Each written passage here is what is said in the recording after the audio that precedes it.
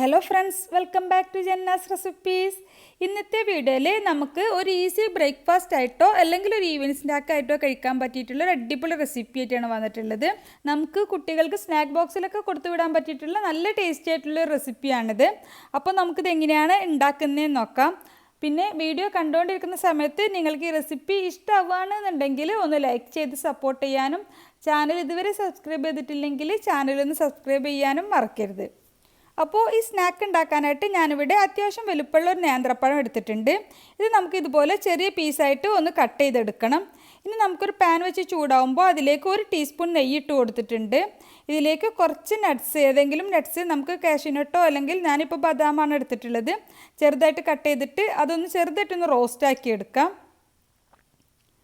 ഒന്ന് റോസ്റ്റായി വരുന്ന സമയത്ത് ഇതിലേക്ക് നമ്മൾ കട്ട് ചെയ്ത് വെച്ചിട്ടുള്ള നേന്ത്രപ്പഴം ചേർത്തിട്ട് ഒന്ന് വഴറ്റിയെടുക്കണം. നേന്ത്രപ്പഴം നന്നായിട്ടൊന്ന് വാട്ടിയെടുക്കുക. ഇതിപ്പോൾ വേണമെങ്കിൽ നമുക്ക് വഴറ്റിയെടുക്കാതെ അങ്ങനെയും ചെയ്യാം. ഇങ്ങനെ ചെയ്യുന്ന സമയത്ത് കുറച്ചുകൂടി നല്ല ടേസ്റ്റാണ്. പഴം എടുക്കുന്ന സമയത്ത് ഒരുപാട് പഴുത്ത് പോയിട്ടുള്ള പഴം എടുക്കരുത്. ഇതുപോലെ നല്ല പീസായിട്ട് തന്നെ എടുക്കണം നമ്മളിത് വഴറ്റിയെടുത്താലും. അപ്പോൾ ഇത് നന്നായിട്ടൊന്ന് വഴറ്റിയെടുത്തിട്ടുണ്ട്. ഇനി നമുക്കിതൊന്ന് തണുക്കാനായിട്ട് മാറ്റി വെക്കാം. ആ സമയം കൊണ്ട് ഒരു ബൗളിലേക്ക് 1/2 കപ്പ് മൈദയാണ് എടുത്തിട്ടുള്ളത്. ഇതിലേക്ക് ആവശ്യത്തിനുള്ള ഉപ്പ് ചേർത്ത് കൊടുക്കാം. മൈദക്ക് പകരം നമുക്ക് ഗോതമ്പ് പൊടി വെച്ചിട്ടും ഇത് ചെയ്യാൻ വേണ്ടിയിട്ട് പറ്റും.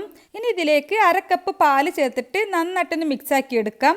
പാല് ചേർത്തിട്ട് ആദ്യം കട്ടയൊന്നുമില്ലാതെ നന്നായിട്ടൊന്ന് കലക്കി എടുത്തതിന് ശേഷം നമുക്കിതിലേക്ക് ആവശ്യത്തിനുള്ള വെള്ളവും കൂടി ചേർത്ത് കൊടുക്കേണ്ടി വരും. പാല് ചേർത്ത് മിക്സ് ചെയ്യുന്ന സമയത്ത് ഇതുപോലെ കുറച്ച് തിക്കായിട്ടാണ് ബാറ്റർ ഉണ്ടാവുക. ഇനി ഇതിലേക്ക് ആവശ്യത്തിന് കുറച്ച് മാത്രം വെള്ളം ചേർത്തിട്ട് ഒന്നുകൂടി ഒന്ന് മിക്സാക്കി എടുക്കാം. ദോശമാവിൻ്റെ ആ ഒരു പരുവത്തിനാണ് ഈ ബാറ്റർ വേണ്ടത്. ഒരുപാട് വെള്ളം കൂടിപ്പോവരുത്. അപ്പോൾ അതിനനുസരിച്ചിട്ട് മാത്രം നോക്കിയിട്ട് വെള്ളം ഒഴിച്ചു കൊടുക്കാം. അപ്പോൾ ഇതാണ് ബാറ്ററിൻ്റെ കൺസിസ്റ്റൻസി. ഇനി നമുക്ക് ഈ മാവ് ഒരു സൈഡിലേക്ക് മാറ്റി വെക്കാം. ഇനി ഒരു ബൗളിലേക്ക് 2 മുട്ട പൊട്ടിച്ചൊഴിച്ചു കൊടുക്കാം.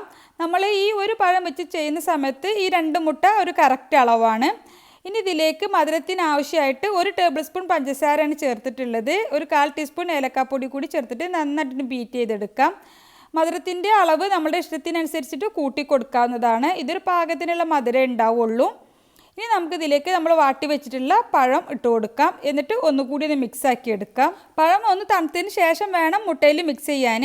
നന്നായിട്ടൊന്ന് മിക്സാക്കി കഴിഞ്ഞതിന് ശേഷം നമുക്ക് ഒരു പാൻ വെച്ച് ചൂടാവുമ്പോൾ അതിലേക്ക് ഒരു തവി മാവ് ഒഴിച്ചിട്ട് ഒന്ന് ചുറ്റിച്ചെടുക്കാം. നമ്മൾ സാധാരണ ദോശക്കൊക്കെ ചുറ്റിക്കുന്ന പോലെ കനം കുറച്ച് തന്നെ പരത്തിയെടുക്കാം.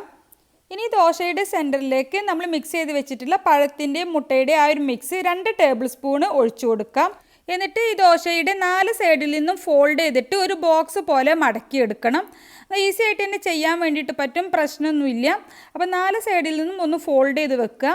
അങ്ങനെ ആകുമ്പോൾ നമുക്കൊരു ബോക്സ് പോലെ കിട്ടും. ഇനി നമുക്കിതൊരു 3-4 തവണ തിരിച്ചു മറിച്ച് വിട്ടിട്ട് നല്ല ക്രിസ്പി ആക്കി എടുക്കണം. പിന്നെ ആ ഒരു സമയം കൊണ്ട് തന്നെ നമ്മൾ ഇതിനുള്ളിൽ വെച്ചിട്ടുള്ള മുട്ടയൊക്കെ ഒന്ന് വെന്ത് വന്നും ചെയ്തോളും. പിന്നെ നന്നായിട്ടൊന്ന് ക്രിസ്പിയായി വരുന്ന സമയത്ത് നമുക്കിതിൻ്റെ 2 സൈഡിലും കുറച്ച് നെയ്യൊന്ന് ബ്രഷ് ചെയ്ത് കൊടുക്കാം.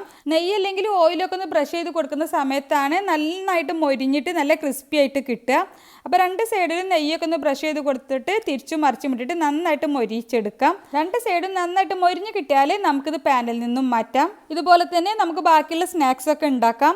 അപ്പോൾ ഈ ഒരു അളവിൽ ചെയ്യുന്ന സമയത്ത് നമുക്കൊരു 4 അല്ലെങ്കിൽ ഒരു 5 സ്നാക്ക് ഉണ്ടാക്കാൻ വേണ്ടിയിട്ടാണ് പറ്റുക. അപ്പോൾ ദോശ നന്നായിട്ട് കനം കുറച്ച് ചെയ്യുകയാണെന്നുണ്ടെങ്കിൽ നമുക്കൊരു 5 സ്നാക്ക് ഉണ്ടാക്കാൻ വേണ്ടിയിട്ട് പറ്റും. അപ്പോൾ വീട്ടിൽ മിക്കപ്പോഴും ഉണ്ടാവുന്ന ചേരുവകളാണിത് എല്ലാം. അപ്പോൾ ട്രൈ ചെയ്ത് നോക്കുക. ട്രൈ ചെയ്തിട്ട് നിങ്ങളുടെ അഭിപ്രായം കമൻ്റായിട്ട് അറിയിക്കുക. നിങ്ങൾക്ക് ഈ റെസിപ്പി ഇഷ്ടമായെങ്കിൽ ഒന്ന് ലൈക്ക് ചെയ്ത് സപ്പോർട്ട് ചെയ്യാനും ചാനൽ ഇതുവരെ സബ്സ്ക്രൈബ് ചെയ്തിട്ടില്ലെങ്കിൽ ചാനലൊന്ന് സബ്സ്ക്രൈബ് ചെയ്യാനും മറക്കരുത്.